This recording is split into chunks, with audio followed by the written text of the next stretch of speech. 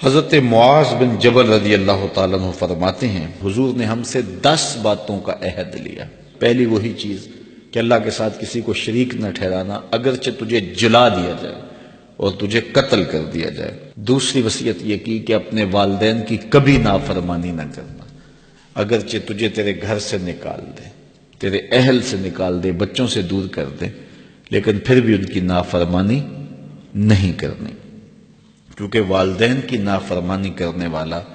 دنیا پہ بھی رسوا ہوتا ہے، آخرت میں بھی رسوا ہوتا ہے۔ امام غزالی نے لکھا ہے کہ ایک جرم ایسا ہے کہ جس کی سزا آخرت میں تو ہے ہی ہے، دنیا میں بھی ضرور ملتی ہے، وہ والدین کی بے ادبی ہے، اور ایک نیکی ایسی ہے جس کی جزا آخرت میں تو ہے ہی ہے، دنیا میں بھی ضرور اس کا صلہ ملتا ہے، اور وہ والدین کا ادب ہے۔ اس شخص پہ نشان لگا لیں جو والدین کا بے ادب ہے، آپ اس کو ذلیل و رسوا ہوتا ضرور دیکھیں گے، اور اس شخص پہ بھی نشان لگا لیں جو والدین کا مؤدب ہے، فرما بردار ہے، اس کی پگڑی کا کلس کبھی نیچا ہوتا نہیں دیکھیں گے آپ۔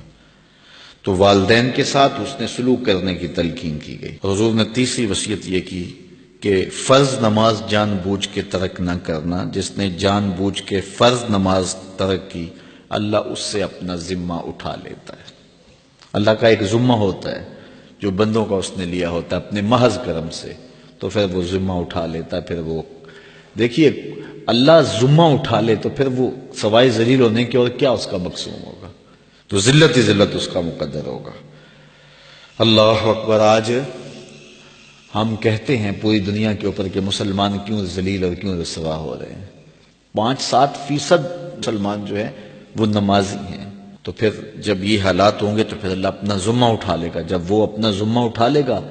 تو پھر ہمیں جو مرضی توڑے، جو مرضی مارے، پھر اس کا ذمہ اٹھ گیا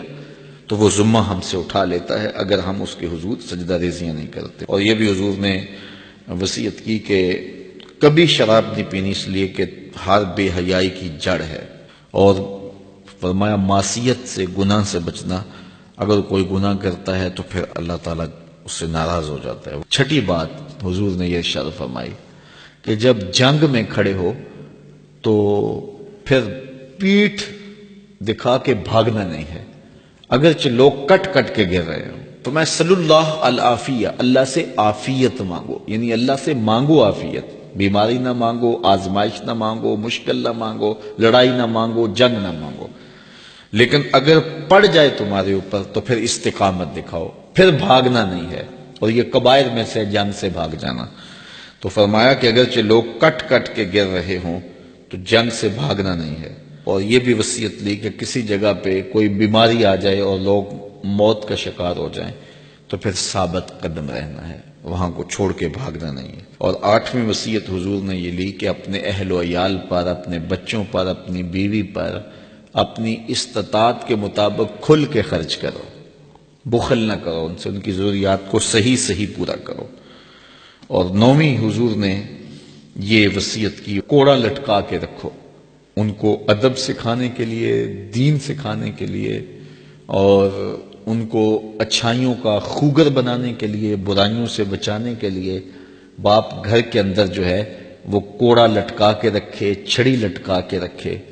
یعنی مطلب کیا کہ اولاد کو پتہ ہو کہ اگر ہم نے نافرمانی کی اور اللہ کے حکموں کو توڑا، ہم نماز نہ پڑھی، تو پھر یہ ہمارے اوپر ڈنڈا برسے گا بھی۔ تو ان کو جو ہے وہ اس طرح